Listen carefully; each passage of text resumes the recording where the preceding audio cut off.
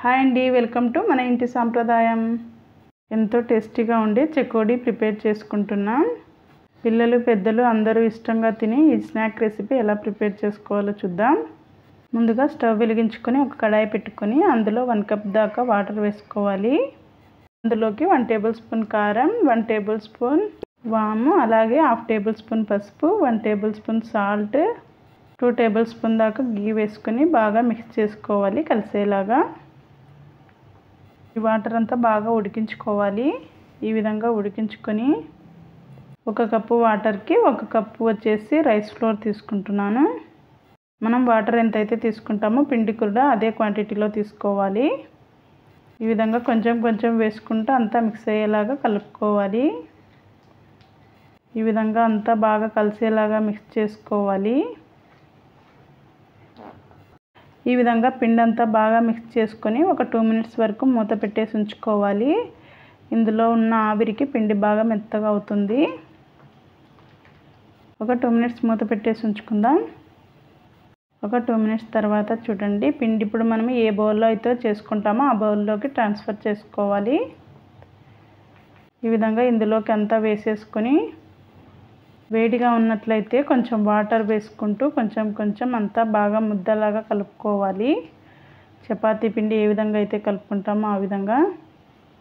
పిండి కొంచెం వేడిగానే ఉంది, అందుకోసం ఇందులో కొంచెం వాటర్ వేసుకొని మెత్తగా కలుపుకోవాలి. మనం పిండిని ఎంత బాగా కలుపుకుంటామో చెకోడీలు కూడా అదే విధంగా బాగా వస్తాయి. ఈ విధంగా మిక్స్ చేసుకొని పక్కన ఉంచుకోవాలి. ఇప్పుడు ఇందులో కొంచెం కొంచెం పిండి తీసుకొని ఈ విధంగా చేసుకోవాలి. ఒక చిన్న ప్లేట్ వేసుకొని కొంచెం చేతికి ఆయిల్ అంటించుకొని ఈ విధంగా అయినా చేసుకోవచ్చు. లేదా ఈ విధంగా చేయడం రాని వాళ్ళు అరచేతిలో కొంచెం ఆయిల్ వేసుకొని పిండి తీసుకొని కొంచెం కొంచెం ఇలా చేసుకోవాలి. ఇలా కూడా చాలా సింపుల్గా చేసేసుకోవచ్చు. మన దగ్గర ఉన్న పిండి మొత్తం ఈ విధంగా చేసేసుకోవాలి.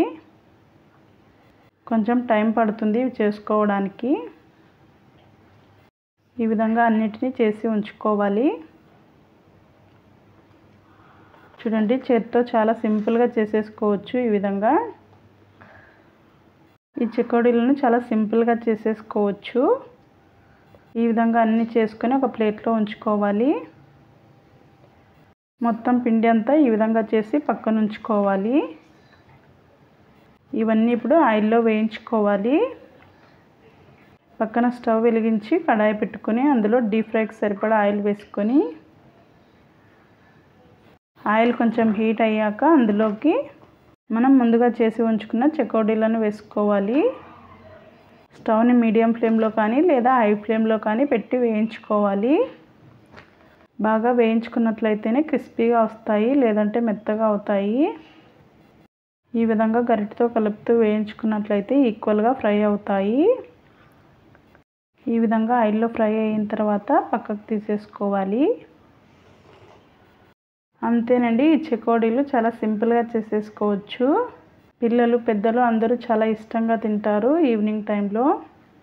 ఈ విధంగా తీసేసుకున్న తర్వాత మిగిలినవి కూడా ఈ విధంగా వేసి వేయించుకోవాలి. ఆయిల్ వేడిగా లేనట్లయితే మనకు మెత్తగా అవుతాయి. ఆయిల్ కొంచెం హీట్గానే ఉండాలి. ఇవి కూడా వేయించుకొని ఈ విధంగా పక్కకు తీసేసుకోవాలి. అంతేనండి, ఈ స్నాక్ రెసిపీని చాలా సింపుల్గా చేసేసుకోవచ్చు. ఈ వీడియో మీకు నచ్చినట్లయితే లైక్ చేయండి, మీ ఫ్రెండ్స్కి రిలేటివ్స్కి షేర్ చేయండి, అలాగే సబ్స్క్రైబ్ చేసుకోండి. Thank you for watching.